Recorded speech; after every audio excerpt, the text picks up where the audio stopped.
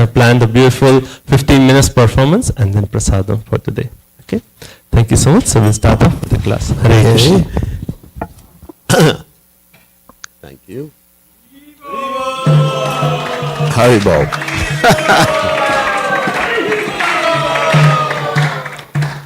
I always wondered why people say Haribol when I get a garland. Anyway, I mean, just somehow or other, I need to be informed. Anyway, it's okay. It's nice. Haribol is always nice. So, are you saying Haribol for the garland or for me? Anyway, so the garland's from the deities, I think, right? Yeah. So that's more of a Haribol than me. So. Anyway, so as Adityanarayan Prabhu mentioned, tomorrow is the appearance day of Lord Nityananda, who is Balaram Hoila Nitai in the original spiritual master, and no one gets the mercy of Lord Chaitanya, comes to the ecstatic platform, understands the conjugal love of Radha and Krishna without the mercy of Lord Nityananda, and Lord Nityananda is always going around preaching. Dudinahina Yatachilo Harinamu Durilo. He's going on book distribution. Well, so see Adityanarayan Prabhu about that. If you want to join Lord Nityananda's party. I was just speaking to a devotee, a few days ago, who was struggling a little bit in Krishna consciousness. I said, the solution is to go out and preach. The more you preach, the more you realize. The more you teach, the more you realize. Reading is nice, but you won't integrate 100% or even a majority into your consciousness until you practice and preach, teach others. Because then you really learn the subject matter. I know in my own Krishna consciousness, whatever Krishna consciousness I have, but in my own Krishna consciousness, whatever I've learned, whatever Shastric knowledge I have, is because I was going out as a new devotee, pretty new, in the 70s and the 80s and the 90s, and distributing Prabhupada's books. And that really helped fix my mind on the philosophy of Krishna consciousness. So please join Adityanarayan Prabhu and his Nityananda Sankirtan party. That you can say Haribol about. So today, what we're going to be speaking about is the celebration today, which is Varaha Dwadasi. The fast was yesterday because it's on the Ekadasi. And when you have an appearance day or a disappearance day that follows an Ekadasi, you do the fasting on the Ekadasi because you're not supposed to fast on the day after Ekadasi, which is called the Dwadasi. So really important. So today we're going to have a feast in honor of Lord Varaha, the boar incarnation of the Lord. So we're going to tell the story of Lord Varaha. It's quite a lengthy story. Hopefully I'll get through the whole story with all the punches and the kicks. Isn't it? That's the most exciting part of the story. There's other parts of the story that are nice, but it's not as exciting, like the story of Kashyapa and Diti.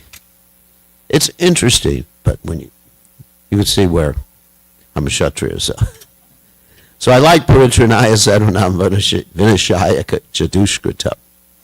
Annihilate the miscreants and having a good time in the process. So let's chant Hare Krishna. Jai Radha Madhava. Jaya Radha Madhava Kunya Bihari.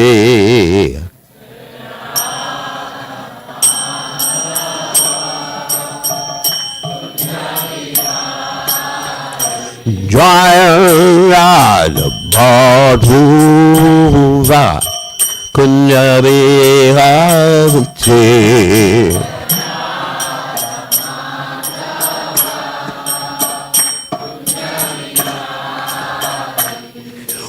Gopi Nanabalaba Girivadodhavate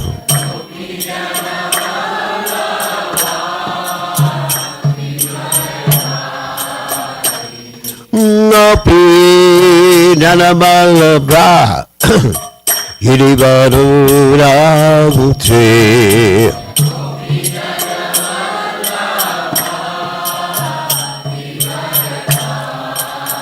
Yasudhanandana Brajajana Ranjana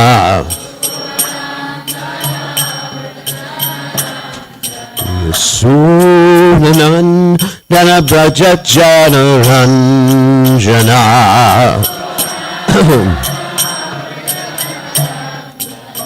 Jamuna Tera Banachate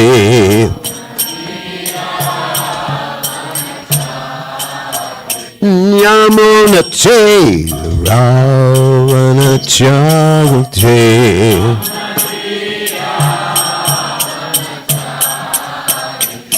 Jarambu Madhuba Kunyariha Bhure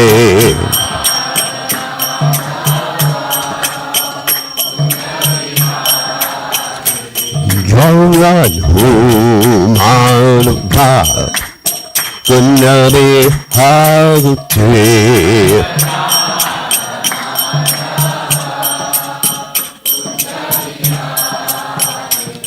Gopi Jana Malaba Giri Bharadhari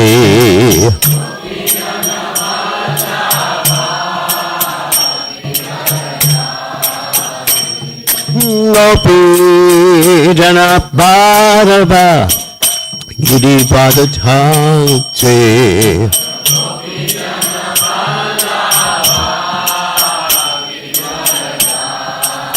Yasudhanandana Brajajanam Ranjana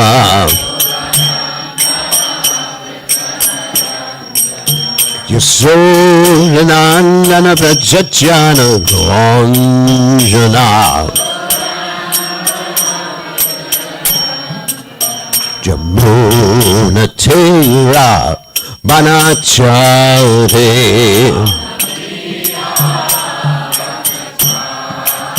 Yamuna Tera Manacharate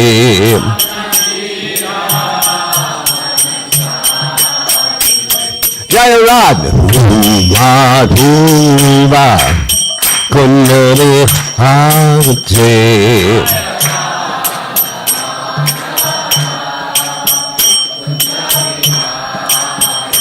Jayarad Madhuva Kunyariha Bhute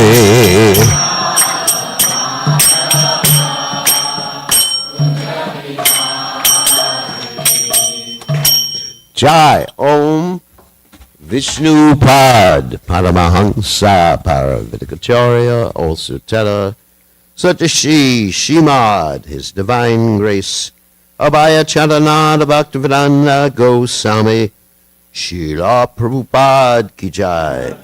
ISKCON Founder Acharya Srila Prabhupada Ki Jai. Ananta Koti Vaishnav Vrinda Ki Jai. Namacharya Srila Hridas Thakur Ki Jai. Prem Se Kaho Shri Krishna Chaitanya Prabhu Nityananda Shidwaita Gadadha Shivasati Gaur Bhakta Vrinda Ki Jai. Shri Shri Radhakrishna Gopi Gopinath Sayama Kunda Radhakunda Giri Govardhan Ki Jai Vrindavanam Ki Jai Mathuradam Ki Jai Jagadath Swami Ki Jai Yamunamai Ki Jai Shrimati Lasi Devi Ki Jai Samaveda Bhakta Vrinda Ki Jai Gaur Premananda Hari Hari Bol. All glories to the assembled devotees. All glories to the assembled devotees. All glories to the assembled devotees. All glories to Shri Guru and Gauranga Srila Prabhupada Ki Jai. Nama Om Vishnu Padaya Krishna Prastaya Bhutale Srimati Bhaktivedanta Samaniti Namani Namaste Saraswati Devi Gauravani Pacharani Nivashesha Shunyavadi Paschachati Shatarni Somaganat Midandasya Gananjana Shlakaya Chakshur Unmiritam Yena Tazmai Shigurve Namaha. I offer my respectful obeisances unto the lotus feet of my spiritual master, His Divine Grace, A.C. Bhaktivedanta Swami Srila Prabhupada, who so kindly opened my eyes with the torch light of knowledge while I was blinded in the darkness of ignorance. So today we are going to speak about the appearance of Lord Varaha, the boar incarnation of the Lord. And of course, the boar incarnation of the Lord is one of the Dasha avatars, the 10 avatars that are mentioned by Jayadev Goswami in his famous shloka, which comes from the Gita Govinda. So, we see that the Lord takes various forms and appearances when he comes down to this earth planet. Some of them are human, some of them are non-human, and some of them are a combination. All right? You got combination. Not a singer. That's neither human nor non-human combined. So Srila Prabhupada comments that the Lord has incarnations in every single species of life. For those of you who follow Vedic literature, there's 8,400,000 species of life. And there's a lot of variety in each one of those species. I mean, basically everyone here is one species, at least the people wearing clothes. Because there are insects here that don't wear clothes. And there's microbes, and they're not wearing clothes or glasses or anything like that. So basically, we're in the minority. But Krishna has incarnations in each and every one of the species. Now, let's ask a question. Why does Krishna appear in each one of those species as incarnations? That's an interesting question. And of course, we find some indication in the 4th chapter of the Bhagavad Gita, isn't it? That Krishna comes down, Parichanaya Sadunam Vidashaya Jaduskritam. Comes down to annihilate the miscreants and protect the devotees, establish religious principles, and also whenever there's a decline in religion and demons come out, Krishna comes down. All right, that's true. But that's called an exoteric explanation, which means what everybody knows. But does he really have to come down as a boar? Usually a boar goes to filthy places, right? I mean, I don't know if any of you have been to Vrindavan. I mean, basically, the garbage disposal society is boars or pigs. I know people, anyway, in the old days where they had to relieve themselves outside, they had to carry a stick to keep the boars away. So, yeah, it's pretty heavy. And the monkeys and everything. So, why would Krishna appear in such a way? Can't he have anyone else do the dirty work? Dirty work means like killing the demons, Why does he have to get his hands dirty with the demons? Oof. So, the actual reason why Krishna comes down to this earth planet, actually there's 2 actual reasons. One actual reason is to attract us. So we see that God is a person. And he has personal activities, and he enjoys himself. Because if he didn't come down, we'd be left to speculate as to his nature, right? And we'd be thinking, well, God is everything, or nothing, or some guy with a big long hair is God. Forgive me for that one. It's just like, we don't know. I mean, actually, there's definitions of who God is. God is Bhagwan, all powerful, intelligent, like that, famous, beauty, renounced. And so we can go around this world and look at everybody, even including the people who are declaring themselves to be God. And are you all beautiful? Do you get old? Do you Do you know everything? You go around. Are you renounced? Not really. Actually, Krishna is so renounced that he owns the whole material world, and yet he doesn't have to enjoy it or anything like that. Because he has all these, what is it? Lakshmi Sahasra Sata Sambrahma Sevyamanam. He has all these Lakshmis in the spiritual world. So what does he need a few little earth girls for? So, anyway, so he comes down to show us so we can say, wow, I want to enjoy with him. And he comes down ultimately for his own enjoyment, because this is called Ras theology. That means, Ras means you get a taste for different things. Why do we eat or like certain types of food? Because we like the Ras. Sweet, salty, sour, all these different types of food, right? We like to have that. And what happens if you mix them all together? You don't really get the Ras anymore. And I remember we were told the story about how renounced Srila Bhaktisiddhanta Saraswati Thakur was, that he didn't want to show himself enjoying, of course he never enjoyed the material world, so he would just take all the prasada and mix it together. And sometimes in the ISKCON movement, in the early days, the day after the Sunday feast, isn't it? There'd be a lot of remnants, and we'd mix them all together. And so you had sweet rice mixed with the sabji, mixed with the pakoras, mixed with the chapatis. It was challenging, to say the least. It was actually extremely challenging. Because we like to enjoy Ras, different tastes, distinct tastes. So Krishna also likes that too. And we're not just talking about food at this particular point. We're talking about the relationship, tastes of relationships. Because ultimately that's what we're here for relationships, right? If you have a nice relationship, you forget about everything else. And if your relationship is strained, then that's all you think about all day long. Why did he or she say that to me? Do they mean that? So, Krishna enjoys this relationship, Ras. And these relationships that Krishna has, of course, we've spoken about this before, there's 5 basic relationships, Shanta, Dasha, Sakya, Vatsalya, Madhurya. But they're flavored by things like chivalry or anger or ghastliness. And Krishna likes to enjoy these things. And when he comes down to the earth planet, or to somewhere in the material universe, there's certain rasas that don't fully manifest in the spiritual world, like ghastliness. You can't have ghastliness in the spiritual world.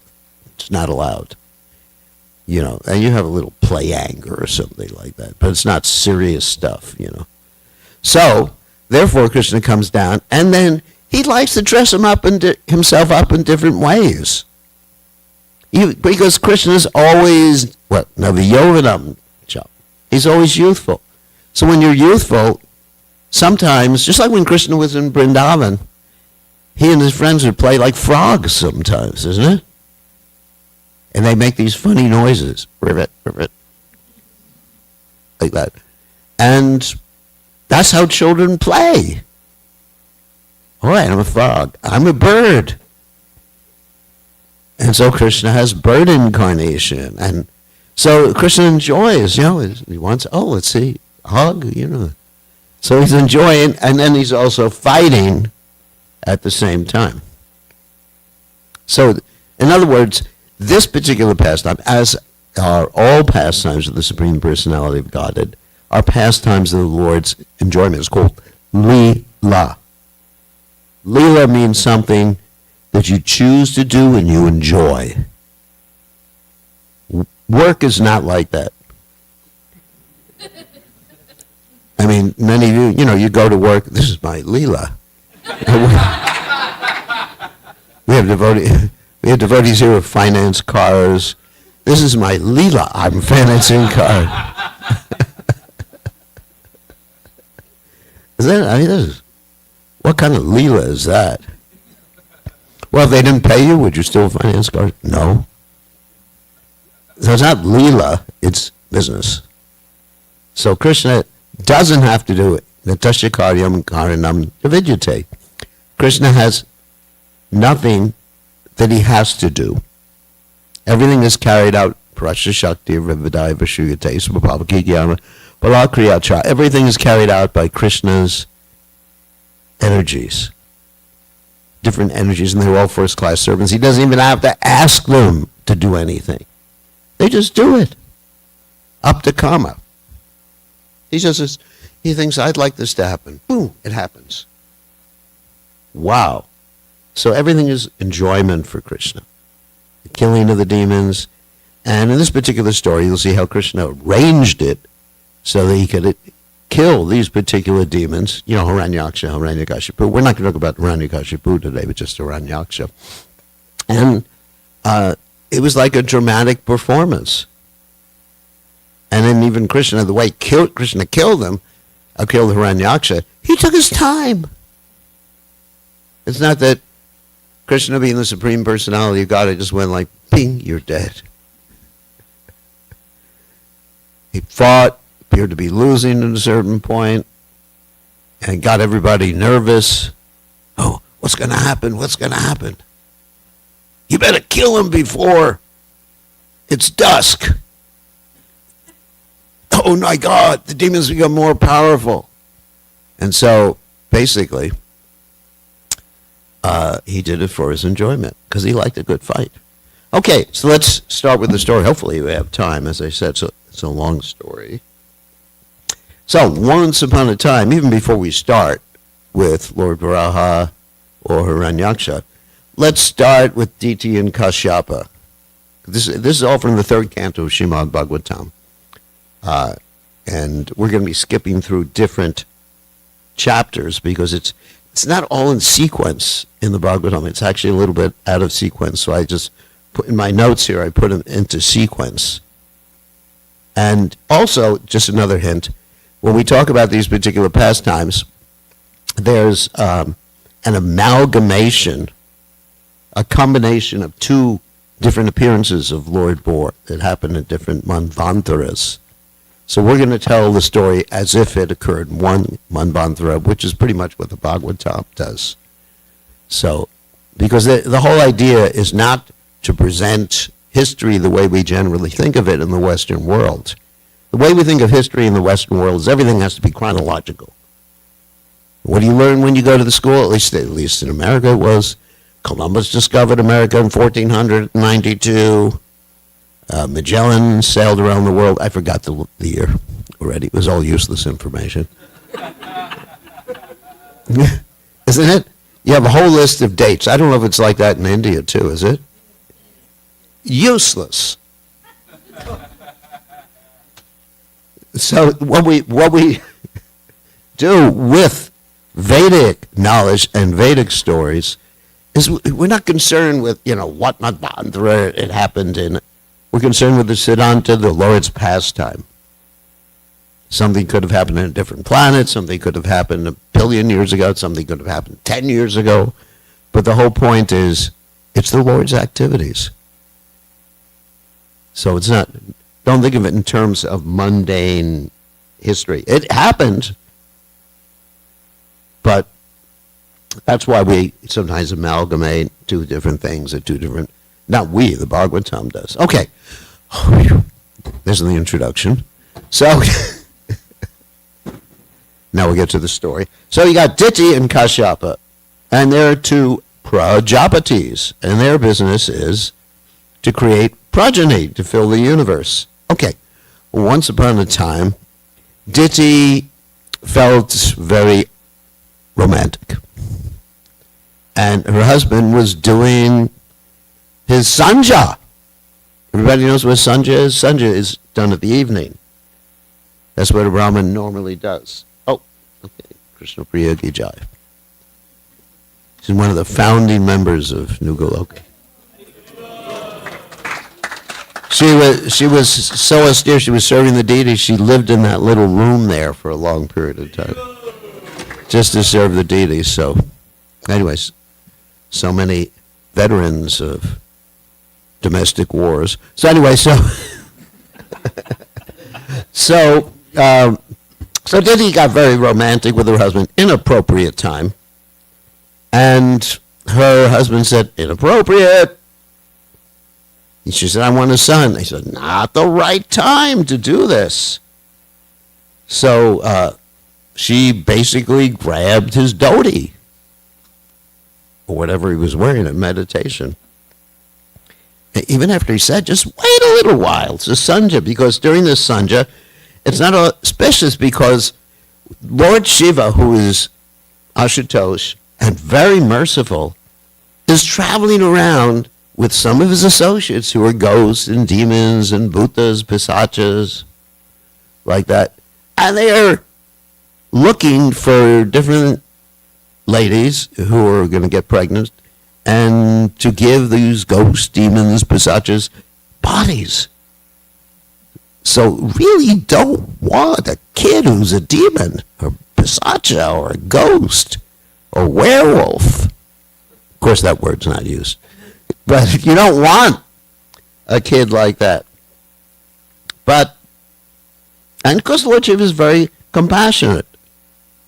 He's very compassionate because he gives an opportunity to all these different entities to take birth on the Earth planet and to rectify themselves. But anyway, so his wife was so lusty that basically they had the relationship, and she became very, very embarrassed after it happened. And she begged Kashyapa, don't let my embryo be killed by Lord Shiva. He said, don't worry. Lord Shiva is not going to kill your embryo or kill your children. You're going to have 2 children. And these children are going to be demons. There's the bad news. You want to hear the good news? No, he said to her, we'll tell you the bad news first. So the good news, or the bad news, is they will kill poor, faultless living entities, torture women, and enrage the great souls. It's pretty bad news. So the good news, this is that your sons will be magnanimously killed by the Supreme Personality of Godhead. And Titi said, that's good, because I didn't want them killed by Brahmins. Because killed by Brahmins, you don't get liberated, but killed by the Supreme Personality of Godhead, you get liberated. And then also she got told some more good news by Kashyapa, that your grandson, does anyone know the name of the grandson? Prahlad, is going to be a great devotee of the Supreme Personality of Godhead. And so she said, this is great. But still, she was sort of reluctant to give birth. So for 100 years, the pregnancy lasted. She just didn't want to give birth. I mean, God, I'm going to give birth to these demons. And when she gave birth, the light of the sun and the moon was actually impaired because they were so demoniac. And actually, Prabhupada described, and the Vedas describe that sometimes when someone really demoniac is being born, there's bad weather or eclipses or something happens that really shows that a demon or someone who is less than desirable is being born. Okay, let's put that aside for a second and talk about what happened before their birth. And this story involves the 4 Kumaras, Chatushana. So these 4 Kumaras, Sanaka, Sanatan, Sananda, and Sanat Kumar, were on their way to Vaikuntha. Now these 4 Kumaras were not devotees at this point. They were absorbed in Brahman, okay? And so they hadn't yet taken up devotional service. So they travel everywhere, enter the spiritual sky, the doorway to the spiritual sky. And in the spiritual sky, in the Vaikuntha planets at least, everyone has similar forms to the Supreme Personality of Godhead and Lakshmi. And so they went through 6 gates. You know, there's actually 7 gates in Vaikuntha Pura. And sometimes even in the Western world, you talk about, 7th heaven? I don't know if anyone's heard that expression before. So somehow or other it got understood in the Western world. So they got to the seventh gate, and at the seventh gate, there were two personalities. Who knows their name? Jai and Vijay. But they had an anger issue. It's described in the Bhagavatam, their eyebrows were arched, and their nostrils were inflamed. I can't do that. And their eyes were reddish. They already were in a bad mood. I mean, I guess you're standing there all day long guarding. Kind of a difficult job, isn't it? So they were already in a bad mood. And these four sages, they were actually little kids. The reason they were little kids is because they refused to get married, and they just were so determined, and basically they made their father, Lord Brahma, very angry, and their father created Rudras, and that's another story. And also Rudras and Rudranis.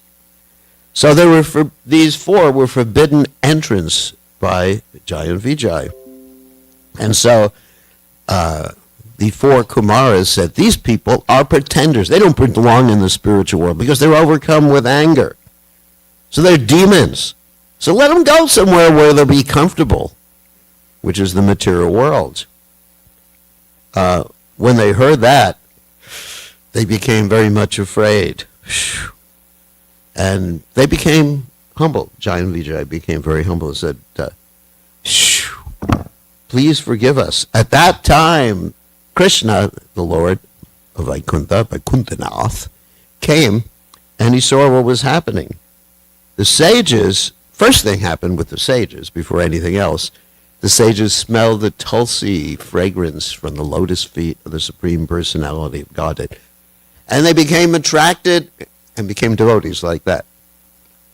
Atmaramas Chalana Grantha Rukme Kurvantya Haitaki Bhakti Itam Bhuta Gunahari, as described in the Bhagavatam. Even those who were self-realized or self-situated or taking pleasure in the self become attracted to the aspects of the Supreme Personality of God, like his quality, name, forms, etc. Then, the Lord apologized on behalf of Jai and Vijay. He said, I apologize. They've committed a great offense, and because I'm their master, I'm responsible for it. And there's also an important point that if someone is in charge of someone and they do something, it reflects on you. Prabhupada would sometimes say that in regard to a disciple who didn't act properly. He said, you've embarrassed me before Krishna. So it reflects on the person who is the master or person who's in charge.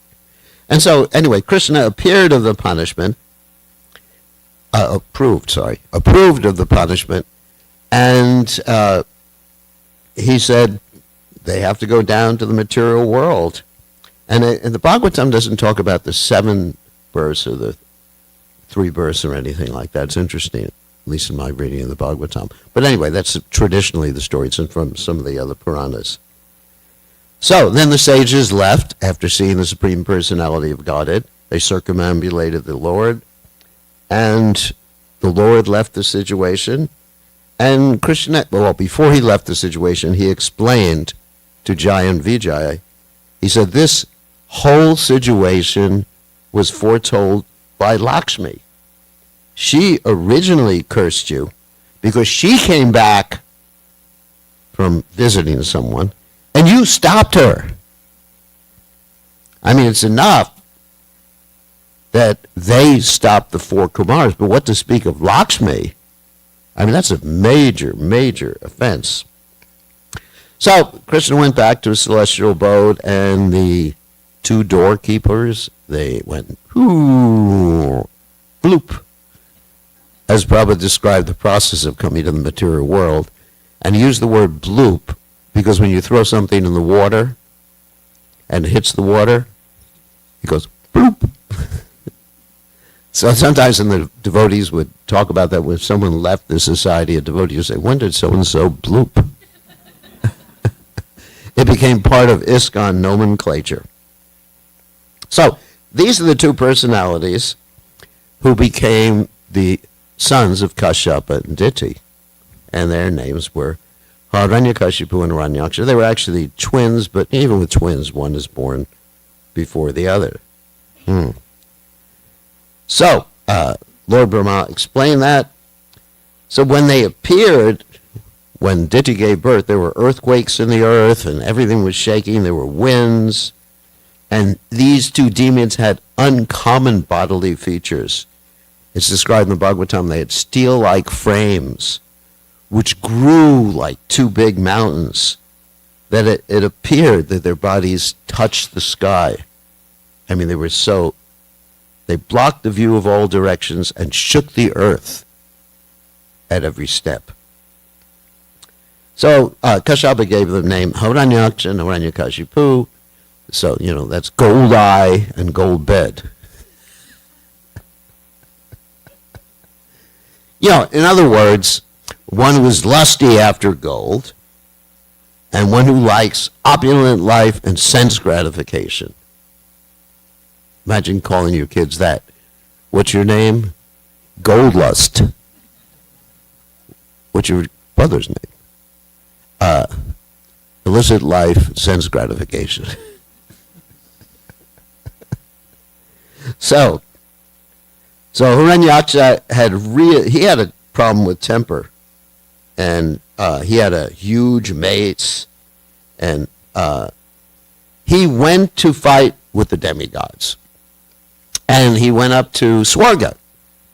But the demigods had left because they knew he was coming. So then for the sake of sport, for trying to find someone to fight with, he dove into the deep ocean. And all the aquatics and the other creatures in the ocean got very, very scared. Finally, he goes to Bivavari. Bivavari is the abode of Varuna. Varuna is the demigod in charge of the ocean. And so he said, fight with me. Give me a battle. Let's go. He really wanted to have a good fight. Couldn't find anyone. I mean, sometimes you have these demons, isn't it like Bandasura, who just beat his hands against the mountains. And Lord Shiva said, okay, I'll give you someone who's going to cut your hands off, So it's chivalrous. I mean, these demons are not just like demons with horns on their heads. They had some idea of chivalry, which we're going to hear about. So Varuna said, I'm too old to fight with you. I've grown old for combat.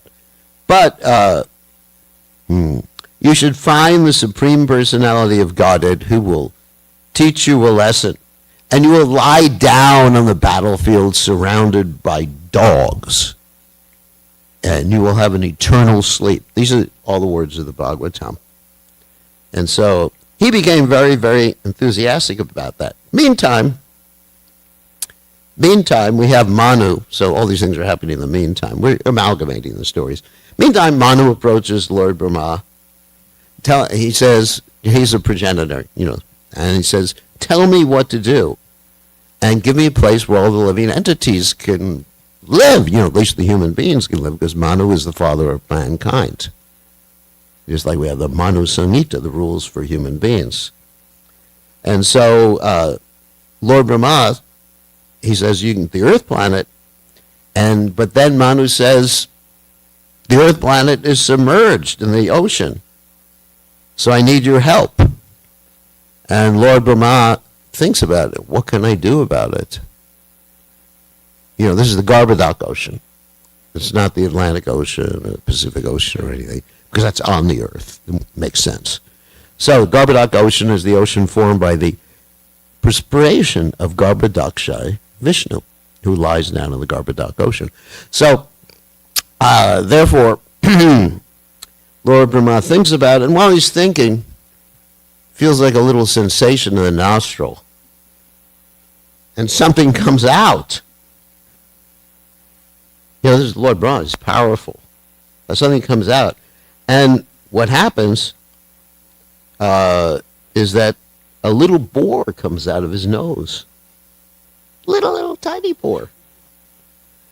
And in the beginning, he was just like upper portion of the thumb is described, which is about this big. And then he grows bigger and bigger and bigger, gigantic as a great elephant. And that's the appearance of Lord Bohr. And everybody's wondering, what is this? Is this some extraordinary living entity? Even Brahma was thinking, who is this person? And obviously they realized, based on the sages in Tapaloka, Satyaloka, and other higher planets, that this is the Supreme Personality of Godhead. So, playing like an elephant, or like a boar, Lord Bohr entered the water where the earth was submerged. And he was roaring as he did that. And also it's described that when he dove into the water, the waves that came up, like if you splash in the water, appeared like the arms of the ocean that were praying to the Supreme Personality of Godhead. And finally he went down, down, down to the depths of the ocean, and he saw the earth there. And he took the earth on his tusks and lifted the earth up and got it out of the water. Now, incidentally, something else happened, which is another story in the Bhagavatam, that when he lifted the earth planet, because the earth, Bhumi, or Krishna, the earth was impregnated because Angani Yasha Shakalendriya Drichi Manti. The Lord can do anything with any one of his senses. He can see with his ears. He can smell with his head. It's inconceivable because he has a spiritual body. Our senses are limited because they're all like veins and nervous system. If you have some problem with your nervous system, then you have can't touch or feel with your hands or your feet like that, or sometimes people get paralyzed because you're dependent upon mechanisms. The body is yantra, according to Krishna in the Gita. Yantra means it's a machine. Like machines are dependent upon different parts. Like if you have a car, and let's say there's no oil there, the wheels won't turn. Simple as that. But Krishna's body is not like that. So he impregnated the earth, and eventually there was a kid, and the kid later on in the Bhagavatam had to be killed by Krishna. Because he became a demon. That was Narakasura. But that's a whole other story. You can read the Bhagavatam in the 10th canto about that particular story. So, anyway. So, getting back to the demon. Same time the demon arrived to challenge the Supreme Personality of Godhead. And he saw this boar here, bearing the earth on his tusks and robbing the demon of his splendor. And here's some quotes. I'm going to read some quotes here. The demon said, best of the demigods, the earth is entrusted to us, the inhabitants of the low regions, and you cannot take it from my presence and not be hurt by me. And he calls the Lord, you rascal, you think you've killed some demons by remaining invisible? Today, by my power, because your power is only mystic. I'm really powerful. The demon's saying this. He's really puffed up, as we say, proud. I will enliven all my relatives by killing you. Your skull is going to be smashed. So this is chivalry. So you may say, how could Krishna tolerate these insults? He's enjoying it. This is one of Jai and Vijay. And he's just playful with them. I mean, they're not remember. He's not remembered he was Jai or Vijay before. He's thinking, I got to get this guy. But Krishna's enjoying these things. Just like Krishna enjoyed when grandfather Bhishma was shooting the arrows at him. He took it like a lover's bite. He liked the chivalry. Well, this is really playful. Krishna's having a good old time. So, he acted like he was pained a little bit, according to the Bhagavatam. But he got him angrier, and he rose out of the ocean. And this demon, I guess he didn't come from India. The demon had blonde hair.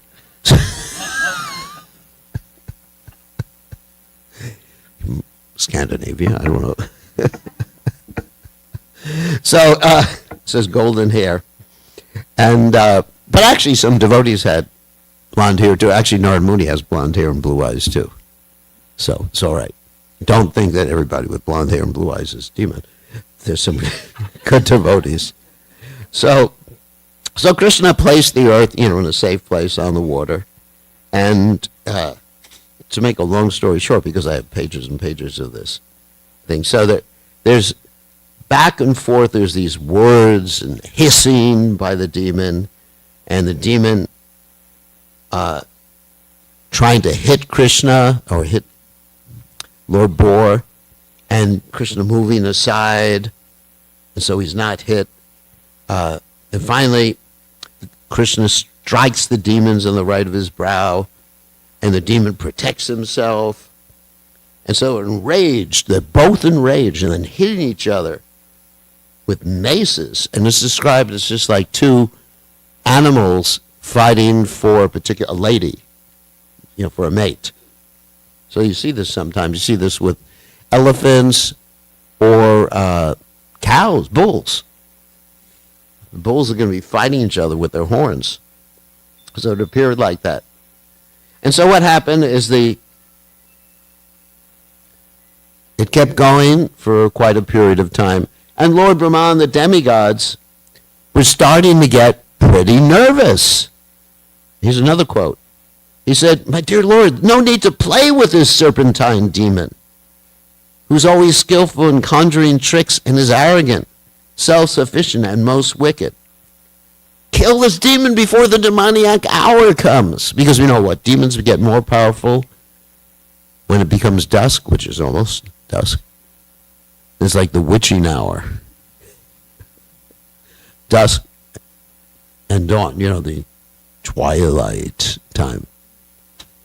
And devotees become more powerful when it's very early in the morning. It's called the Brahma Muhurta hour. Like about 4 o'clock in the morning, devotees get more powerful. Hare Krishna, Krishna Krishna, Hare Hare. Hare Ram, because that's when the mode of goodness is prominent. Later on, the mode of passion is prominent, so you go to work. But at night, then the demons wait. That's why they're drinking and partying and everything, and people stay up late, because they're influenced by the mode of ignorance. Mode of goodness, you go to sleep early to bed, early to rise, makes a person healthy, wealthy, and wise. You like the wealthy part more. So anyway, so the Supreme Personality of Godhead was addressed by Lord Brahma and others. So after hearing all these things, Lord Boar just laughed. He said, "I'm not worried." And he looked at Lord Brahma and the demigods, and he just looked at them with love. It's described in the Srimad Bhagavatam, and a glance laden with love. He said, "Enjoy yourself. This is not a show you're going to always see." So then, Krishna aimed his mace at the chin of the enemy, and the demon struck him back, and the Lord's mace slipped away from him. Oh my God. And then the demon, interestingly enough, he had the opportunity to strike the Lord without a mace. He held himself back. Because even the demons follow the rules like that. And because it's chivalry. It's like Kshatriya. Kshatriya enjoys fighting. It's so pleasurable. Even if you get, I can't enjoy it. I don't enjoy it. But even if you get hit and you keep on battling, it's just like nectar for a Kshatriya somehow or other, or for someone who likes to fight. And so the demigods and all the others, the devotees, we got very worried. And Krishna pulled out his Sudarshan disc. So he didn't kill the demon this particular way. So his Sudarshan disc basically just agitated the demon more. And the demon began to hiss more like a serpent, and he bit his lip with great resentment. So he sprung at the Lord with his mace and exclaimed, "You are slain." And of course, the Lord knocked down the mace with his left foot, or left hoof at this particular point, and said, "Take up your weapon again. Challenge me. Come on. Come here." And then the demon threw the mace again. The Lord caught the mace, and the demon felt very humiliated. And he took out a trident. Eventually he took out a trident. His trident was cut to pieces by the discus, the Sudarshan of the Supreme Personality of Godhead. And then he hit Krishna, and Krishna didn't feel any quivering on his body at all, just like an elephant would not feel a wreath of flowers hitting him. So this went back and back and forth, back and forth. There were fierce winds and volleys of stones, and all the luminaries in space became covered by all the dust from the fighting. Mountains discharged weapons. Naked demonesses appeared. I mean, it's a whole scene. I'd like to have a movie like this, you know. Not with naked demonesses.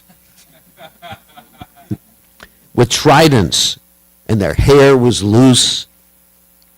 There were yakshas and rakshasas. It wasn't just the two of them fighting. They had their associates. And then, because all this was the magic of the demon. So Krishna threw his chakra, not to kill the demon, but just to get rid of all this black magic like that. And then Diti, the mother of this demon, actually felt great pain or intense anxiety, and blood came from her breasts because she knew her son was going to be killed. So this demon raced at Krishna, tried to embrace him, but then, to his amazement, Krishna was outside of his embrace. You know, Krishna just like morphed into a different situation. And he striking the Lord with his fists. But then Krishna gave the killing blow. He struck him in the root of the ear. That means right here. And there's some bones there that if you hit, don't try it. You can kill someone really quickly. There's all sorts of different pressure points. So Krishna did that. And Krishna struck him indifferently. Boom. Yeah, not just like, but just, okay. Let's finish this whole thing right now real quickly. You know. Boom. The demon's eyeballs popped out of their sock. Oh, sorry about that. Everything was broken, and he fell down dead. Pretty gory, isn't it? And the demon, anyway, he died and struck by the forefoot of the Supreme Personality of Godhead. And then the demigods, of course, offered their obeisances to the Supreme Personality of Godhead. And as a benediction to anyone who hears this sacred narration, and just read one more verse here. This is from the 3rd canto, 19th chapter, text 38. This most sacred narrative conveys extraordinary merit, wealth, fame, longevity, and all the objects of one's desire. On the field of battle, it promotes the strength of one's vital organs. So this is called the Shruti Pala. Shruti Pala means at the end of hearing a particular pastime, story, philosophical explanation, there's sometimes a benediction at the end of that chapter. And this encourages people to read, and it's true. So if you read this in the Bhagavatam, get yourself a set of the Bhagavatams. And there's a Dictionary in Peru. He will arrange for that. Or gift a set of Bhagavatams. Then you can read this directly and hear everything. It's a lot more exciting than I made it, because there's a lot more interaction between the Lord and Hiranyaksha. And it's a fight. If you enjoy fights, whatever you enjoy is there in the Bhagavatam. If you enjoy love stories, there's love stories. If you enjoy fights, there's fights. If you enjoy benedictions, there's benedictions. If you enjoy tragedies, read the Ramayana. So, Ramayana is actually such a tragedy. Sita entering the earth at the end. Oh my God. It's just it's so painful. Having to go away to the forest, being sent away to the forest, kidnapped by Ravana. But it's enjoyable because you read about this and you also appreciate the Lord's pastimes. And the Lord is even enjoying these things. The separation from his devotees, the vipralamba, intense. Everything the Lord does evokes intense emotions. That's the point. And life without emotions has no value. Intense emotions that are connected with the Lord's pastimes will liberate you. Isn't it? Satam prasangam mama virya samvado bhavanti vritkarna risayana kata tajoshandarasya upavarga vartmani shraddha ratir bhakti anukramishati. If you hear about the Lord's pastimes, the Lord's heroic activities from the devotees, especially from Srila Prabhupada in his books, then you progress very quickly on the path of devotional service. Satam prasangam mama virya bhavanti vritkarna risayana kata to Joshandashu Apavarga Vartmani, and you'll get Shraddha, you'll get faith, taste, and ultimately prema. So, any questions or comments? Just on time. Yes. Yes. It's the appearance day of Varaha. I assume, I don't know if it happened on the same day, but his activities. Like when we talk about someone's appearance day, we talk about what they did, not simply he was born in 1776, or whatever, that's America. So, but, what happened after the birth? Just like, the other day we talked about Madhvacharya, we had Ramanujacharya the other day, so he appeared, it's the appearance day of Lord Brahma, and tomorrow is Lord Nityananda's appearance day. I have to go to India tomorrow. So that's why I'm only here for the morning. And the reason for that is they schedule the GVC meetings. If I don't go then I'll be late. And you know what happens when you get demerits. You don't know what a demerit is. Anyway, not really. But it's important taking responsibility for Prabhupada's movement. That's why I'm going to India so quickly after having come back from India 2 months ago. Because it's important responsibility for Srila Prabhupada's society. We have the GBC. GBC means Governing Body Commission, which we decide different policies for the International Society for Krishna Consciousness and help direct certain projects like the Sridham Mayapur project, which has the Temple of Vedic Planetarium, which is ISKCON's largest project, and I think it's the largest temple in the world, too.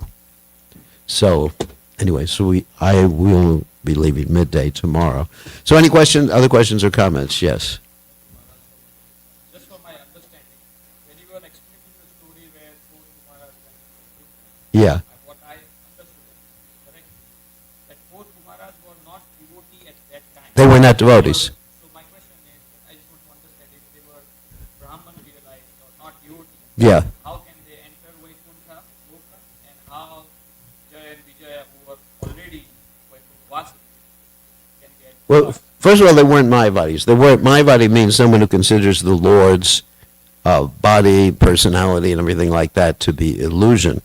They were more like what's called Brahmavadis. Brahmavadi means they're absorbed in Brahman, more or less what we would consider to be like agnostic rather than atheist. Atheist is against God.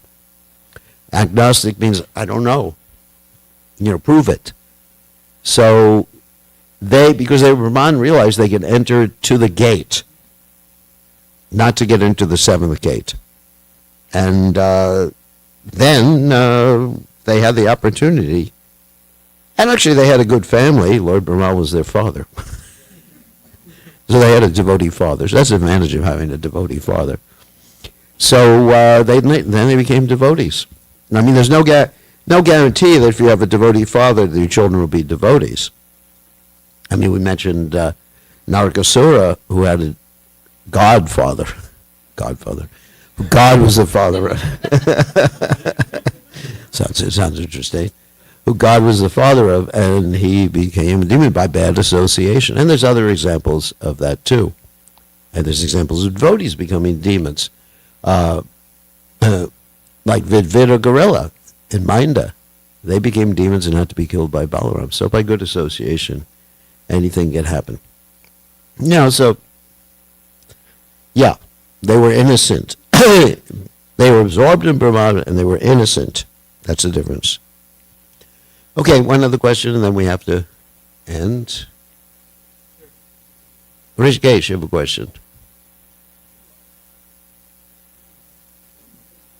Why Jay and Vijay had anger in spiritual world? I mean, that's very material quality. Because the Lord inspired them. The Lord inspired them. They were devotees, and basically, they wanted to serve Krishna. They didn't get angry when Krishna said you had to go to the material world.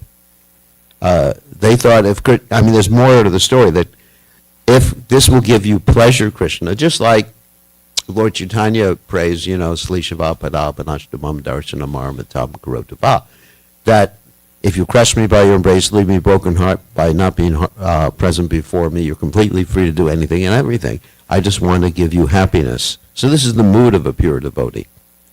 They wanted to give Krishna pleasure. Ultimately, that was their motive. And because of that motive, anger woke up in their hearts.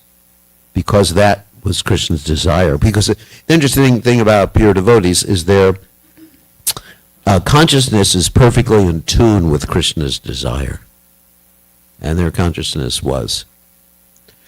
So I guess that's it. If anyone's interested, we put a poster of what we're planning for the new temple down in the hall. You can take a look at it when you go down there. You've seen it? Okay, all glories to His divine grace. Srila Prabhupada ki jai.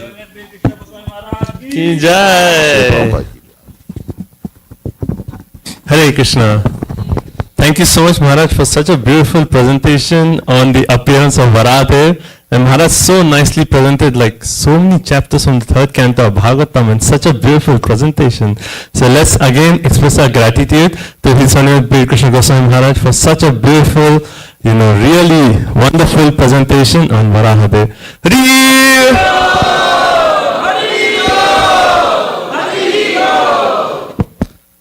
Hare Krishna.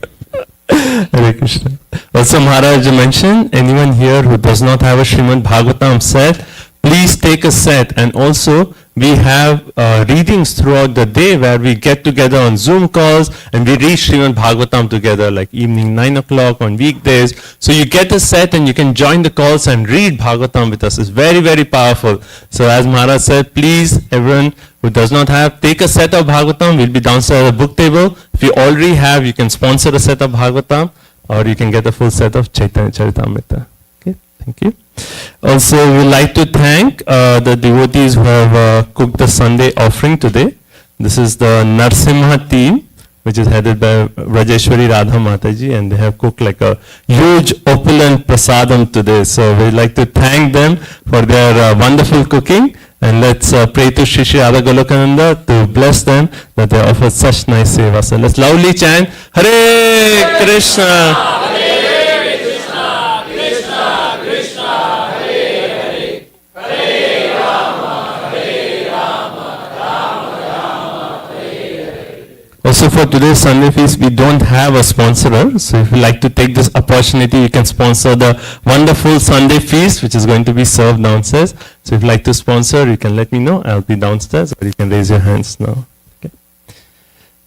Thank you. So tomorrow is our big day. Shri Nityananda Ram ki, Nityananda Trayodashi Maha Mahotsav ki. As Maharaj mentioned in the starting of the class, that we cannot get the mercy of Sri Chaitanya Mahaprabhu without the mercy of Sri Nityananda Prabhu. So tomorrow is very, very important day. Nityananda Prabhu Balram ji is the Adi Guru, is the original spiritual master. So very, very crucial day. Please do join us. Tomorrow morning, Mangala Aarti 4:30, regular time. And as Maharaj mentioned, at 6:30 a.m., His Honour B. Krishna Goswami Maharaj will give the morning class on Nityananda Trayodasi. So please join in person, or you can tune in online for the morning class on Nityananda Trayodasi. So it will be 6:30 to 7:30 a.m. and then 7:30 a.m. we'll have Darshan Aarti. So that's the morning program. Evening, our program starts at 4:30 in the evening, and 4:30 to 5 will be bhajans. At 5 o'clock, we'll have a class on glories of Nityananda by Her Grace Mother Urmila. Harivo! So please do join for that. It will be a beautiful presentation. So 5 p.m. is the class by Mother Urmila. And 6 p.m. we'll have a beautiful Abhishek of Shri Shri Gaur Nitai. So, you know, of all festivals, this Nityananda Trayodasi, there's just so much mercy. Like, it is such a blissful festival. You have to join for tomorrow and just experience that mercy of Nityananda Prabhu. So please do join us. 6 p.m. Abhishek starts. We'll have everyone, you get a chance to offer Abhishek to Shri Shri Gaur Nitai. And then after Abhishek, we'll have Artik performance. And then there are some cultural performances and dinner prasadam at 8 p.m. So please do join us tomorrow. It's a very special day. And on this special day, if you like to serve Nityananda Prabhu by making a sponsorship, you can sponsor the entire feast prasadam for $301. It's a very special day. So take this opportunity, give, sponsor an aspect of the festival. So feast is for $301. And you know, Nityananda Prabhu, he emphasizes this mood of Vaishnava Seva. So if you sponsor the feast, you're serving all the Vaishnavas who come. So it's very, very special. So please consider sponsoring the feast tomorrow for $301. The flowers for the festival, $251. And then we have Artik and Abhishek Seva for $108. So if anyone like to sponsor, you can let me know. A very, very special day. Please don't miss out on this opportunity to give a kind donation for the pleasure of Shri Shri Hara Golokanda and Shri Nityananda Ram. Shri Nityananda Prabhu ki, Shri Shri Gaur Nitai ki. Also the following weekend, next weekend, on Friday, Saturday and Sunday, we have a special guest who will be visiting us, and we'll have beautiful Katha. So His Grace Adi Gadadhar Prabhu and his wife, Her Grace Radha Bhav Mataji, they are placed in Atlanta. Both of them are medical doctors. They have been to our community few times, but very, very inspiring Katha. So we'll have Katha Friday evening in Greensboro. Then Saturday, we'll actually have 2 sessions starting at 4 p.m. And this is at Hari Prabhu and Radhika Mataji's house. So 4 p.m. onwards, 2 sessions with dinner prasadam. And then Sunday morning and Sunday evening class. So the topic is the heart of Sri Chaitanya Mahaprabhu. So it will be a very, very amazing Katha. Please do not miss out. Next weekend, just absorb yourself in this Gaur Katha. So we'll be, you know, you can absorb your mind in Nityananda Prabhu and the upcoming Gaur Purnima festival. So it will be wonderful association. That's this coming weekend. Okay. Also, for tomorrow, we are doing some prep up, cutting vegetables. We need some volunteers. Anyone who's enthusiastic to serve, you can go downstairs in the kitchen. We need some help cutting vegetables and doing all the prep up for tomorrow's big prasadam feast. So if anyone like to help, please come downstairs. I'll be there and you can help. So we need at least 6-7 devotees. If you can kindly help for half an hour, then we can have prasadam. So now we'll proceed. Okay. Whoops. Looks like for the next parade, we'll have the Rath Yatra cart ready, right? Right?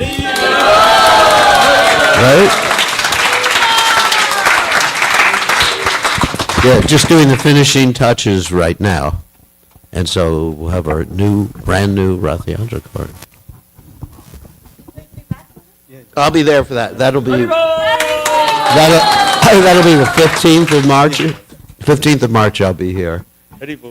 And then I have to leave again after that. So Maharaj, you'll be here for Gaur Purnima festival. What day is Gaur Purnima? I think 17th. 17th, yeah. I think. Okay.